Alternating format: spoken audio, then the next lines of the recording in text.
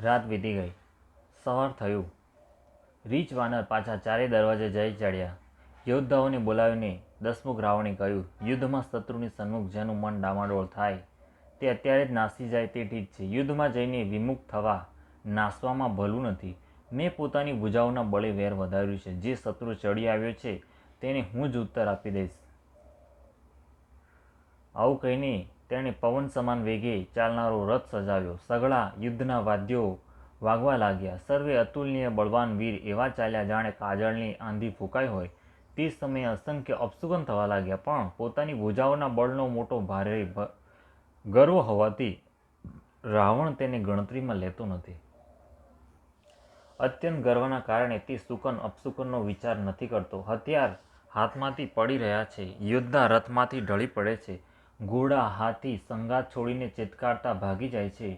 શિયાળ ગીધ કાગડા ગધેડા નાદ કરી રહ્યા છે. અત્યાધિક કૂતરા ભસી રહ્યા છે. ઘોડ એવા અત્યંત ભયાનક શબ્દ કરી રહ્યા છે જાણે કાળના દૂત હોય.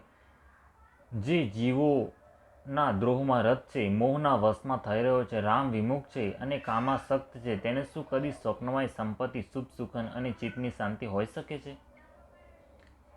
રાક્ષસોની અપાર સેના ચાલી. ચતુરંગણી સેનાની ઘણી જ ટુકડીઓ છે. અનેક પ્રકારના વાહન, રથ અને સવારીઓ છે તથા અનેક રંગોની અનેક પતાકાઓ અને ધજાઓ છે. મદોન્મદ હાથીઓના ઘણા જ ટોળા ચાલ્યા.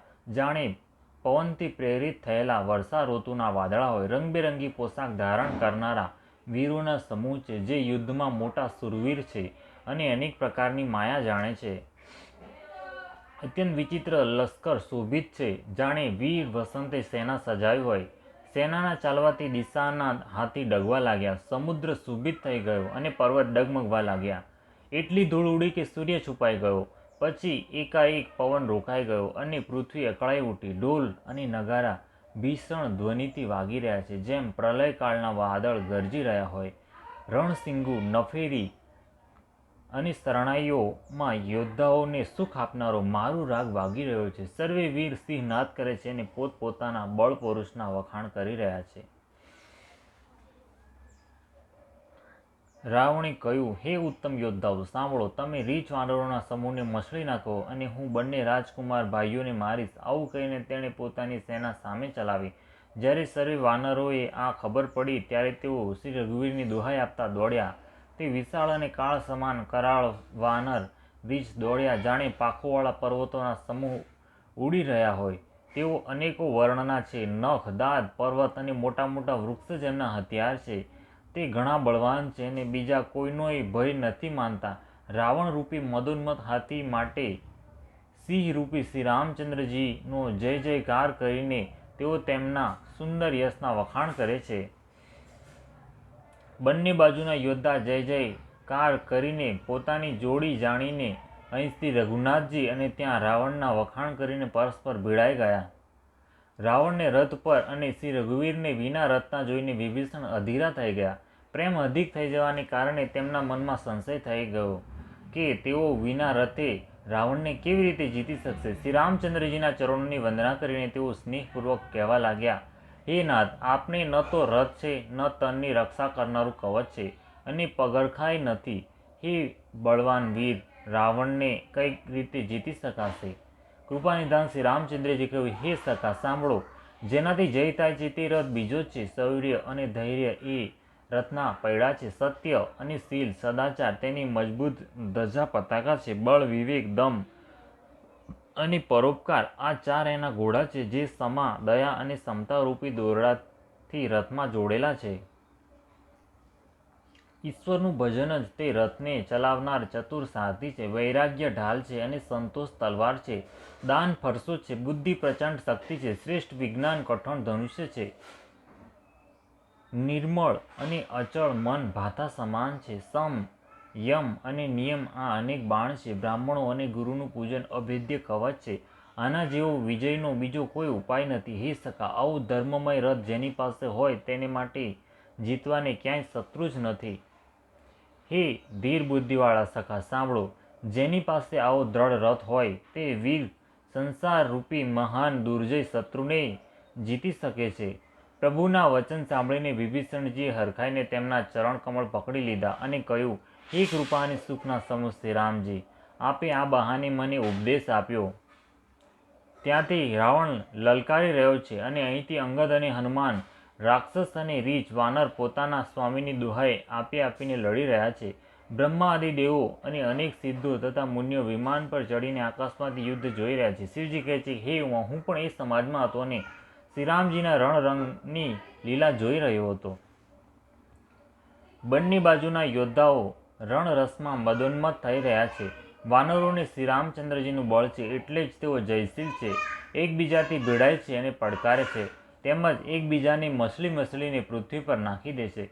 તેઓ મારે, કાપે, પકડે અને પછાડી દે છે અને માથા તોડીને તે જ માથાઓથી બીજાઓને મારે છે, પેટ ફાડે છે, ભુજાઓ ઉખાડે છે, યોદ્ધાઓના પગ પકડીને પૃથ્વી પર પછાડે છે, રાક્ષસ યોદ્ધાઓને રીછ પૃથ્વીમાં દાટી દે છે અને ઉપર ઘણી રીતે રેતી નાખી દે છે.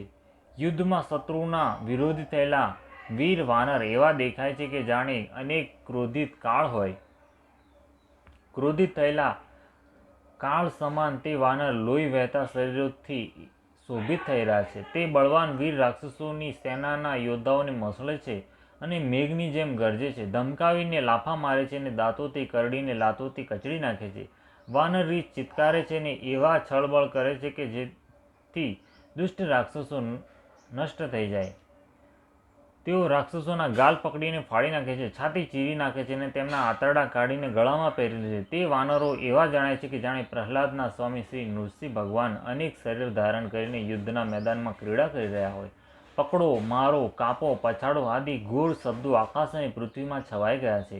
શ્રી રામચંદ્રજીનો જય હો, જે ખરેખર તણખલાને વજ્ર અને વજ્રને તણખલું કરી દે છે. પોતાની સેનાને વિચલિત થતી જોઈ ત્યારે 20 ભુજાઓમાં 10 ધનુષ લઈને રાવણ રથ પર ચડીને ગર્વ કરતો પાછા ફરતો કહેતો ચાલ્યો. રાવણ અત્યંત ક્રોધિત થઈને દોડ્યો. વાનર હોકારો કરતા લડવા માટે તેની સામે ચાલ્યા. તેમણે હાથમાં વૃક્ષ, પથ્થર અને પર્વત લઈને રાવણ પર એકી સાથે ફેંક્યા. પર્વતો તેના વજ્રતુલ્ય શરીરમાં લાગતા જ તુરંત જ ટુકડે થઈને ફૂટી જાય છે. અત્યંત ક્રોધી રણોન્મત્ત રાવણ રથ રોકીને અચળ ઊભો રહ્યો, પોતાના સ્થાનેથી જરા પણ ન ખસ્યો. તેને ઘણો જ ક્રોધ થયો. તે આમ તેમ ઝપટીને અને આગળ વધીને વાનર યોદ્ધાઓને મસળવા લાગ્યો. અનેક વાનર રીછો, હે અંગદ, હે હનુમાન, રક્ષા કરો પુકારતા નાસી ગયા.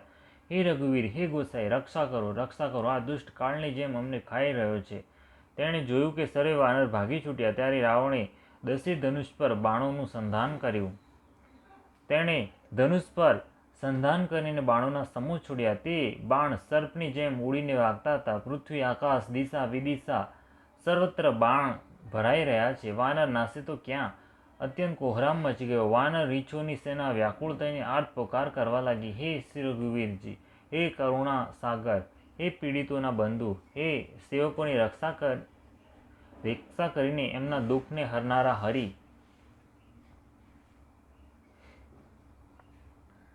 પોતાની સેનાને વ્યાકુળ જોઈને કમરમાં ભાથું કસીને અને હાથમાં ધનુષ લઈને શ્રી રઘુનાથજીના ચરણોમાં મસ્તક નમાવીને લક્ષ્મણજી ક્રોધિત થઈને ચાલ્યા.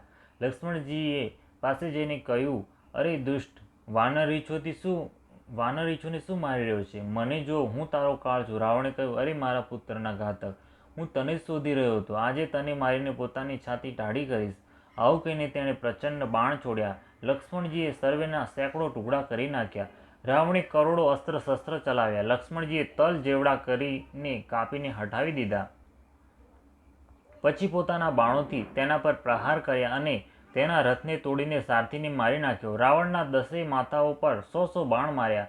તે માથાઓમાં એવા પેસી ગયા જાણે પર્વતના શિખરોમાં સર્પ પ્રવેશ કરી રહ્યા હોય. પછી 100 બાણ મારી તેની છાતીમાં માર્યા. તે પૃથ્વી પર ઢળી પડ્યો. તેને કંઈ પણ ભાન ન રહ્યું. મૂર્છા ટળ્યા પછી તે પ્રબળ રાવણ ઉઠ્યો અને તેણે શક્તિ ચલાવી જે બ્રહ્માજીએ તેને આપી હતી. તે બ્રહ્માએ આપેલી શક્તિ, પ્રચંડ શક્તિ લક્ષ્મણજીની છાતીએ બરાબર વાગી. વીર લક્ષ્મણજી વ્યાકુળ થઈને પડી ગયા. ત્યારે રાવણ તેમને ઉઠાવવા લાગ્યો, પણ લક્ષ્મણજીના અતુલ્ય બળનો પ્રભાવ છવાયેલો જ રહ્યો, જેને બ્રહ્મદત્ત શક્તિ હટાવી ન શકી અને ન તો રાવણ તેમને ઉંચકી શક્યો. જેના એક જ માથા પર બ્રહ્માંડરૂપી ભવન ધૂળના એક કણ સમાન બિરાજે છે તેને મૂર્ખ રાવણ ઉચકવા ઈચ્છે છે. તે ત્રણેય ભુવનોના સ્વામી લક્ષ્મણજીને નથી ઓળખતો. આ જોઈને પવનપુત્ર હનુમાનજી કઠોર વચન કહેતા દોડ્યા. હનુમાનજીના આવતાની સાથે જ રાવણે તેમના પર અત્યંત ભયંકર મુક્કાનો પ્રહાર કર્યો. હનુમાનજી ઘૂંટણને ટેકવીને બેસી ગયા, પૃથ્વી પર ન ઢળી પડ્યા. પછી ઘણા ક્રોધે ભરાઈને સંભાળીને ઉઠ્યા. હનુમાનજીએ રાવણને એક મુક્કો માર્યો. તે એવો પડી ગયો જેમ વજ્રના પ્રહારથી પર્વત પડી ગયો હોય. મૂર્છા ભંગ થયા પછી તે જાગ્યો અને હનુમાનજીના મોટા ભારે બળને વખાણવા લાગ્યો. હનુમાનજીએ કહ્યું, મારા પૌરુષને ધિક્કાર છે, ધિક્કાર છે અને મને ધિક્કાર છે કે હે દેવદ્રોહી, તું હજુ જીવતો રહી ગયો. આવું કહીને અને લક્ષ્મણજીને ઉચકીને હનુમાનજી શ્રી રઘુનાથજીની પાસે ચાલ્યા આવ્યા. આ જોઈને રાવણને મોટું આશ્ચર્ય થયું. શ્રી રઘુવીરે લક્ષ્મણજીને કહ્યું, હે ભાઈ, હૃદયમાં સમજો કે તમે કાળનાય ભક્ષક અને દેવતાઓના રક્ષક છો. આ સાંભળતા જ કૃપાળુ લક્ષ્મણજી ઉઠી ગયા. તે કરાળ શક્તિ આકાશમાં ચાલી ગઈ. લક્ષ્મણજી પાછા ધનુષ બાણ લઈને દોડ્યા અને ઘણી ઝડપથી શત્રુની સામે આવી પહોંચ્યા. પછી તેમણે ઘણી જ શીઘ્રતાથી રાવણના રથને ચૂરચૂર કરી દીધો. સારથીને મારીને તેને રાવણને વ્યાકુળ કરી દીધો. 100 બાણથી એનું હૃદય વેધી નાખ્યું, જેથી રાવણ અત્યંત વ્યાકુળ થઈ ગયો અને પૃથ્વી પર ઢળી પડ્યો. પછી બીજો સારથી તેને રથમાં નાખીને તુરંત જ લંકામાં લઈ ગયો. પ્રતાપના સમૂહ શ્રી રઘુવીરના ભાઈ લક્ષ્મણજીએ પાછા આવીને પ્રભુના ચરણોમાં પ્રણામ કર્યા. ત્યાં લંકામાં રાવણની મૂર્છા જાગીને કંઈક યજ્ઞ કરવા લાગ્યો. તે મૂર્ખ અને અત્યંત અજ્ઞાની હઠવશ શ્રી રઘુવીરનો વિરોધ કરીને વિજય ઈચ્છે છે.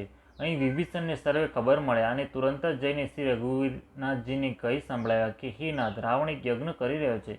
તેના સિદ્ધ થવાથી તે અભાગ્યો સરળતાથી નહીં જ મરે. હે નાથ, તુરંત વાનર યોદ્ધાઓને મોકલો જે યજ્ઞનો વિધ્વંસ કરે, જેથી રાવણ યુદ્ધમાં આવે.